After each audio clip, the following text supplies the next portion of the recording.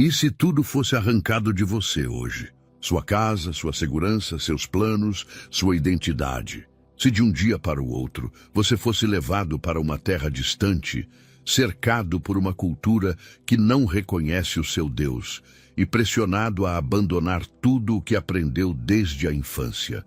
Sua fé sobreviveria? Essa não é apenas uma pergunta antiga. É o ponto de partida da história de Daniel. Jerusalém estava sob ataque. O exército babilônico avançava com força implacável. Muros que pareciam seguros foram vencidos. O templo, símbolo da presença divina, foi profanado. Entre os jovens levados como prisioneiros estava Daniel, provavelmente ainda na adolescência. Ele não era um soldado, não era um líder militar. Era apenas um jovem promissor que agora via sua realidade desmoronar diante dos próprios olhos. Arrancado de sua terra, Daniel foi conduzido à Babilônia, o centro do poder mundial da época. Ali, o plano era claro: reeducar aqueles jovens, ensinar a língua dos caldeus, mergulhá-los na ciência e na cultura babilônica, moldar suas mentes e, por fim, integrá-los ao serviço do rei. Era uma estratégia silenciosa, porém profunda. Não bastava dominar territórios, era preciso transformar identidades. O primeiro sinal dessa tentativa de transformação foi a mudança de nome. Daniel, cujo nome exaltava o Deus de Israel, recebeu outro nome, ligado às divindades da Babilônia. Não era apenas uma formalidade, era uma tentativa de apagar sua origem espiritual. Tudo ao seu redor dizia que ele deveria se adaptar, se misturar, esquecer quem era. Então surge a primeira grande decisão. O rei determinou que os jovens fossem alimentados com as iguarias do palácio. A comida representava privilégio, status e aceitação. Recusar poderia significar desrespeito. Aceitar poderia significar comprometer suas convicções. A batalha não começou em uma arena pública, começou à mesa. Daniel decidiu em seu coração que não se contaminaria. Essa frase carrega um peso imenso. Ele não fez um discurso inflamado, não promoveu rebelião. Ele simplesmente decidiu internamente permanecer fiel. A fé, muitas vezes, começa no silêncio das decisões invisíveis. Com respeito e sabedoria, Daniel pediu ao responsável que lhes permitisse um teste de 10 dias, alimentando-se apenas de legumes e água. Era uma proposta arriscada. Se parecessem fracos, a consequência poderia ser severa. Mas fé não é imprudência. É confiança prática em Deus. Os dias passaram. A expectativa cresceu. Ao final do período, Daniel e seus amigos estavam com aparência melhor e mais saudável do que os demais. Não era apenas uma questão física. Era um sinal de que Deus honra aqueles que o honram. Assim, em meio ao exílio, longe do templo e da terra prometida, Daniel começou a construir algo maior do que uma carreira no palácio. Ele começou a construir um testemunho. Sua história nos ensina que fidelidade não depende do ambiente ideal. Ela nasce da convicção interior. E é apenas o começo. Porque quando alguém decide permanecer firme nas pequenas escolhas, Deus começa a prepará-lo para desafios muito maiores que ainda estão por vir. A decisão de Daniel não terminou após os 10 dias. Na verdade, foi ali que tudo começou. A fidelidade que nasce no secreto precisa permanecer constante quando surgem novas pressões. Babilônia não era apenas um império político, era um sistema completo de pensamento. Tudo ao redor daqueles jovens comunicava poder, sofisticação e sucesso. A mensagem era clara.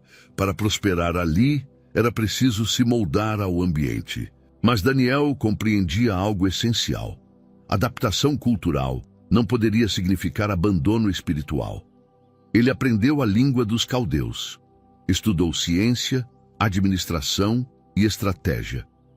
Tornou-se excelente em tudo o que fazia. No entanto, sua excelência não substituiu sua devoção. Pelo contrário, foi sustentada por ela. Os 10 dias revelaram mais do que saúde física, revelaram convicção. E convicção gera consistência. Enquanto outros buscavam agradar ao rei, Daniel buscava honrar a Deus. Essa diferença interior começava a produzir resultados visíveis. O texto bíblico nos diz que Deus concedeu a Daniel e aos seus amigos conhecimento, inteligência e habilidade em toda literatura e sabedoria.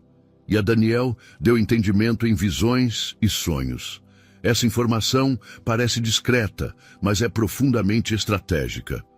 Deus estava preparando seu servo para algo que ainda não havia acontecido. Então a crise chega. O rei Nabucodonosor teve um sonho perturbador. Não era um sonho comum. Era intenso, inquietante, carregado de significado. Ao acordar, ele sabia que havia recebido algo extraordinário, mas não conseguia lembrar dos detalhes. A angústia tomou conta do palácio. O rei convocou magos, astrólogos e sábios. Exigiu não apenas a interpretação, mas a revelação do próprio sonho. Era uma exigência impossível. Os conselheiros tentaram ganhar tempo. Pediram que o rei contasse o sonho primeiro, mas Nabucodonosor insistiu.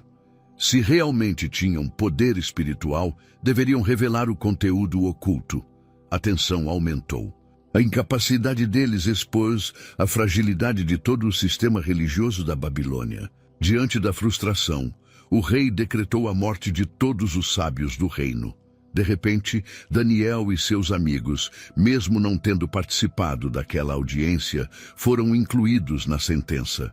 A decisão de permanecer fiel agora colocava suas próprias vidas em risco. É nesse momento que a verdadeira fé é testada, quando a consequência da fidelidade parece injusta. Daniel não entrou em pânico. Não acusou Deus. Não se revoltou.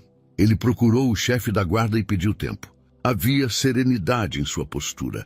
Havia confiança em sua voz. Ele sabia que se Deus havia permitido aquela situação, também poderia revelar a solução.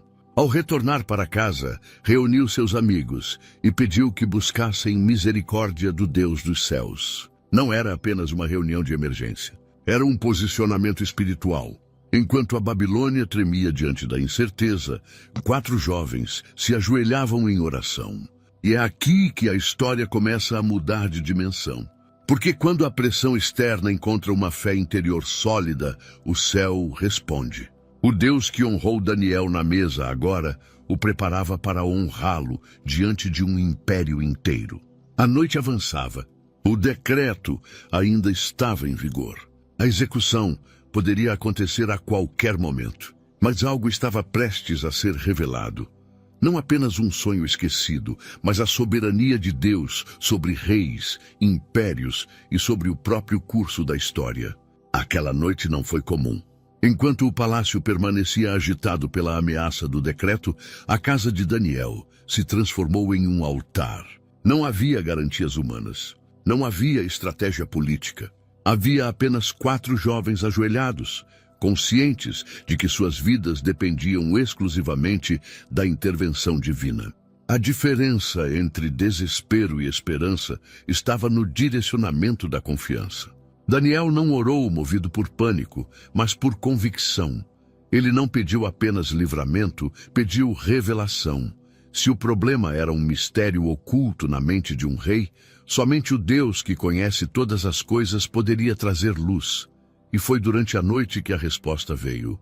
Em visão, o sonho foi revelado, assim como sua interpretação.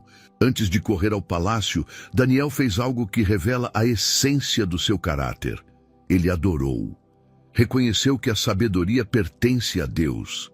Declarou que é o Senhor quem muda tempos e estações, remove reis e estabelece reis. A revelação não produziu orgulho, produziu reverência. Essa postura prepara o terreno para o verdadeiro testemunho. Diante de Nabucodonosor, Daniel manteve a mesma humildade. Deixou claro que nenhum sábio da Babilônia poderia revelar aquele mistério, mas que existe um Deus nos céus que revela segredos. Então descreveu o sonho que o rei havia esquecido, uma grande estátua com cabeça de ouro, peito e braços de prata, ventre de bronze, pernas de ferro e pés misturados com ferro e barro. O silêncio tomou conta do ambiente. Daniel explicou que aquela estátua representava reinos sucessivos. O ouro simbolizava o próprio império da Babilônia. Após ele surgiriam outros reinos, cada um com sua força e fragilidade. Mas o ponto central não estava nos metais. Estava na pedra que, sem auxílio de mãos humanas, atingia os pés da estátua e a reduzia a pó. Essa pedra crescia e se tornava um grande monte enchendo toda a terra. A mensagem era clara: todos os impérios humanos são temporários. O reino de Deus é eterno. O jovem exilado estava naquele momento declarando diante do maior governante da época que existe uma autoridade acima de qualquer trono terrestre. Era uma afirmação ousada, mas não arrogante. Daniel falava com firmeza e serenidade, como quem sabe que está transmitindo uma verdade maior do que si mesmo. O impacto foi imediato. Nabucodonosor reconheceu que o Deus de Daniel é Senhor dos reis e revelador de mistérios. A sentença de morte foi revogada. Daniel foi promovido. Seus amigos também receberam posições de destaque. Mas o verdadeiro triunfo não estava no cargo. Estava no testemunho. Um jovem que havia decidido não se contaminar à mesa, agora influenciava decisões no centro do poder mundial. Deus não apenas o livrou da morte, colocou-o em posição estratégica. Essa é uma das grandes lições dessa etapa da história. Fidelidade prepara terreno para responsabilidade. Quem permanece firme nas pequenas escolhas é capacitado para desafios públicos. No entanto, a história ainda não havia atingido seu ápice. Porque quando Deus se manifesta, ele também confronta o orgulho humano. O rei que reconheceu a soberania divina ainda carregava dentro de si a tentação da autossuficiência. Em breve, o coração do império seria novamente testado, não por um sonho esquecido, mas por uma ordem que colocaria a adoração acima da própria sobrevivência. O reconhecimento público do Deus de Daniel não significou transformação imediata no coração do rei. O poder ainda seduzia. A glória ainda encantava. E foi nesse ambiente que Nabucodonosor decidiu erguer uma estátua de ouro imponente, refletindo não apenas riqueza, mas sua própria visão de grandeza. A ordem era clara. Ao som dos instrumentos, todos deveriam se prostrar e adorar. Não era apenas um gesto político. Era um teste espiritual coletivo. Entre a multidão estavam Sadraque, Mesaque e Abednego. Daniel, provavelmente em outra função administrativa naquele momento, não aparece na cena, mas a formação espiritual que compartilhavam era a mesma. A decisão que haviam tomado à mesa agora precisava ser sustentada diante de toda a província. O som ecoou, instrumentos tocaram, corpos se inclinaram. Uma onda de reverência tomou conta do campo, mas 3 homens permaneceram de pé. A desobediência foi rapidamente denunciada. Levaram-nos diante do rei. Nabucodonosor ainda ofereceu uma segunda chance. Talvez acreditasse que fosse apenas um mal-entendido. Bastava se curvarem e tudo estaria resolvido. A resposta deles atravessa gerações. Se o nosso Deus, a quem servimos, quer livrar-nos, ele nos livrará. E se não, fica sabendo, ó rei, que não serviremos aos teus deuses. Essa declaração revela uma fé madura. Não era baseada apenas em livramento, mas em lealdade. Eles confiavam no poder de Deus, mas não condicionavam sua obediência ao resultado. A fidelidade deles não dependia do desfecho. A fornalha foi aquecida além do normal. O ambiente tornou-se sufocante. A decisão do rei foi extrema. Amarrados, os 3 foram lançados no fogo. O que parecia o fim tornou-se cenário de manifestação divina. O rei, atônito, levantou-se e perguntou se não haviam lançado 3 homens. Dentro do fogo, porém, via 4. E o quarto tinha a aparência diferente, irradiando presença e autoridade. As chamas que deveriam consumir tornaram-se testemunhas. Quando foram retirados, não havia cheiro de fumaça em suas roupas. Nenhum fio de cabelo estava queimado. O fogo que destrói havia sido limitado pelo poder do Deus que preserva. Diante de toda a multidão, Nabucodonosor declarou que não havia outro Deus que pudesse livrar daquela maneira. Mais uma vez, o império ouviu sobre o Deus de Israel. Essa parte da história nos ensina que a fé verdadeira não é apenas privada. Ela se manifesta publicamente quando valores são confrontados. A coragem daqueles homens não foi impulsiva, foi resultado de uma vida construída em convicção. O fogo não foi evitado, mas foi transformado em palco de testemunho. E ainda assim, o coração humano continua sendo o campo mais difícil de conquistar. O rei que reconheceu o poder de Deus ainda precisava aprender que soberania não se divide. Porque quando a admiração não se transforma em humildade, o orgulho encontra espaço para crescer. O império seguia forte. As estruturas pareciam inabaláveis, mas uma nova revelação estava a caminho, não em forma de decreto nem de estátua, mas de um sonho que confrontaria diretamente o ego de quem se considerava invencível. O sonho que estava a caminho não seria para salvar da morte imediata, mas para confrontar a ilusão de grandeza. Nabucodonosor voltou a sonhar. Desta vez, viu uma árvore enorme no centro da terra. Seus ramos alcançavam os céus. Seus frutos alimentavam nações. Animais encontravam abrigo sob sua sombra. Era a imagem perfeita de poder consolidado. Mas no auge da visão, um mensageiro celestial ordenava que a árvore fosse cortada. O tronco seria deixado, preso com correntes de ferro e bronze, e o coração humano seria trocado por coração de animal, até que aprendesse que o Altíssimo governa sobre os reinos dos homens. Mais uma vez, Daniel foi chamado. Ao ouvir o sonho, seu semblante mudou, não por medo, mas por compaixão. Ele compreendeu que a árvore representava o próprio rei. Com respeito, aconselhou Nabucodonosor a abandonar o orgulho e praticar justiça. Era um convite ao arrependimento antes da queda. Por um tempo, nada aconteceu. O rei continuou governando, administrando, expandindo, até que um dia, caminhando pelo terraço do palácio, contemplou a cidade e declarou que toda aquela grandeza era fruto de seu próprio poder. Naquele instante, a sentença foi cumprida. Nabucodonosor perdeu a razão. Foi afastado do trono. Viveu como alguém que havia perdido a consciência da própria identidade, até que reconhecesse que o domínio pertence a Deus. Não foi apenas uma humilhação política. Foi uma restauração espiritual. Quando finalmente levantou os olhos aos céus, sua razão retornou.